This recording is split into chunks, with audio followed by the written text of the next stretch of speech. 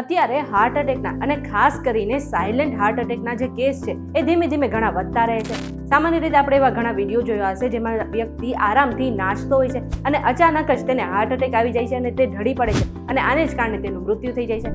આ સિવાય આપણે એવા ઘણા કિસ્સા જોયા છે જેમાં વ્યક્તિ આરામથી તેના મિત્રો સાથે વાતો કરતો હોય છે અથવા તો કોઈ સામાન્ય કામ કરતો હોય છે અને અચાનક જ તેને હાર્ટ એટેક આવી જાય છે. હવે આ બધાને સાયલેન્ટ હાર્ટ એટેક કહેવામાં આવે છે.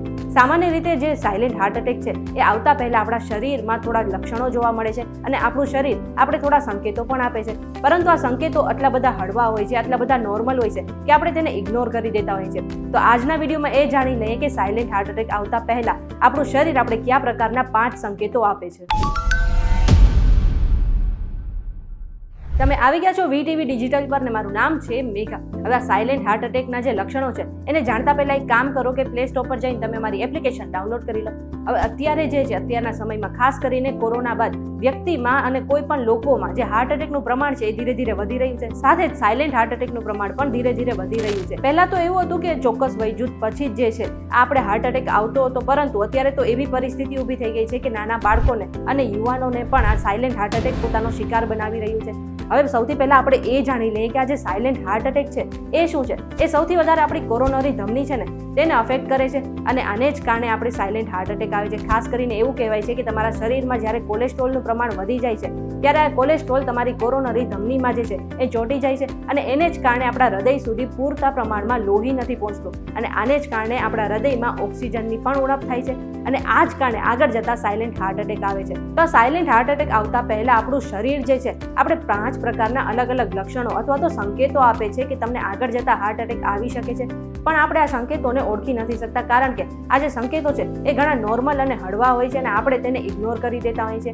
પણ આ સંકેતોને ઇગ્નોર ના કરવા જોઈએ. હવે આપણે એ જાણી લઈએ કે આપણું શરીર આપણે કયા પ્રકારના સંકેતો આપે છે. તો તેમાં સૌથી પહેલું છે આપણે શ્વાસ લેવામાં તકલીફ થવા લાગવી અથવા તો શ્વાસ ફૂલવા લાગવો.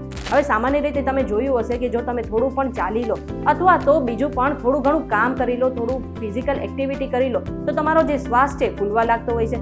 પણ જો તમે આવું કશું ના કરો અને છતાં પણ જે તમારો શ્વાસ છે ફૂલવા લાગે અથવા તો તમને શ્વાસ લેવામાં કોઈ પણ તકલીફ થવા લાગે ને તો સમજી જવું જોઈએ કે ટૂંક જ સમયમાં તમને સાયલેન્ટ હાર્ટ એટેક આવી શકે છે અથવા તો હૃદય સંબંધિત તમને બીજી કોઈ પણ બીમારી થઈ શકે છે. બીજું લક્ષણ છે થાક લાગવો અથવા તો અકળામણ થવું. હવે સવારે ઉઠ્યા બાદ જ તમને તુરંત જ થાકનો અનુભવ થવા લાગે અથવા તો આખો દિવસ શરીરમાં અકળામણ રહે. તેની પાછળનું કારણ હોઈ શકે છે કે તમારા હૃદયમાં પૂરતા પ્રમાણમાં ઓક્સિજન કે લોહી નથી પહોંચતું અને આને જ કારણે તમને આખો દિવસ થાક પણ લાગી શકે છે. એવામાં જો તમારા શરીરમાં આખા દિવસ થાક લાગવા જેવા સંકેતો જોવા મળે તો તમારે સમજી જવું જોઈએ કે તમને આગળ જતા હૃદય સંબંધિત કોઈ પણ બીમારી થઈ શકે છે. આ લક્ષણોમાંથી ત્રીજું લક્ષણ છે કે તમને વારંવાર પેટ સંબંધિત સમસ્યા થવી અથવા તો ઉલટી કે ઉબકા આવવા અથવા તો ખાસ કરીને આખો દિવસ તમને ચક્કર આવવા. હવે સામાન્ય રીતે જો તમને છેલ્લા ઘણા દિવસથી પેટ સંબંધિત કોઈ પણ સમસ્યા રહેતી હોય, ખાસ કરીને જો તમને ગેસ, અપચા જેવી સમસ્યા રહેતી હોય તો પણ તમારે થોડું ચેતી જવું જોઈએ.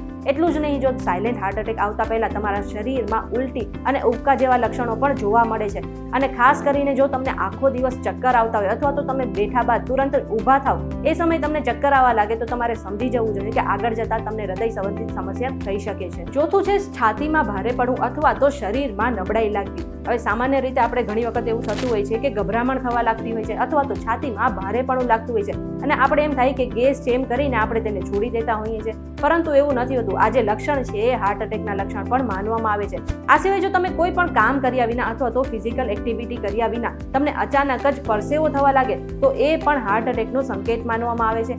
એવામાં તમારે તુરંત જ ડોક્ટરનો સંપર્ક કરવો જોઈએ. એટલું જ નહીં, જે હાર્ટ એટેકનું પહેલું લક્ષણ છે, જે પહેલો દુખાવો છે એ છાતીથી લઈને તમારા ડાબા હાથથી શરૂઆત થતું હોય છે. આ સિવાય જો તમને આ સાથે તમને ગરદન, પીઠ અથવા તો પેટમાં દુખાવો થવા લાગે ને તો સમજી જવું કે તમને થોડા જ સમયમાં હાર્ટ એટેક આવી શકે છે અને આવી સ્થિતિમાં તમારે તુરંત જ ડોક્ટર પાસે જઈને ફૂલ બોડી ચેકઅપ કરાવી લેવું જોઈએ. આ બાબતે એવું માનવામાં આવે છે કે આ લક્ષણો જે છે એ ઘણા નોર્મલ માનવામાં આવે છે કે હાલતા ચાલતા લોકોને આ બધી વસ્તુઓ જે છે એ ફીલ થતી હોય છે અને છતાં પણ તેઓ ડોક્ટર પાસે નથી જતા. એવામાં જો તમને ઉપરોક્ત કોઈ પણ લક્ષણો જોવા મળે કે તમારા શરીરમાં તમને એવું ફીલ થાય કે આગળ જતા તમને હાર્ટ સંબંધિત સમસ્યા થઈ શકે છે અથવા તો હાર્ટ એટેક આવી શકે છે તો તમારે સમય બગાડ્યા વિના આજે જ ડોક્ટર પાસે જઈને તમારું ચેકઅપ કરાવી લેવું જોઈએ. આ બધી જ માહિતી અમે રિસર્ચ દ્વારા એકઠી કરી છે અને સ્વાસ્થ્ય સંબંધિત કોઈ પણ સલાહ માટે તમારે ડોક્ટર પાસે તો જવું જ જોઈએ. આ વિડીયો તમને કેવો લાગ્યો અમને કમેન્ટ કરીને જરૂરથી જણાવી દેજો અને આવા જ વિડીયોઝ જોવા માટે અમારી ચેનલ સાથે જોડાયેલા રહેજો.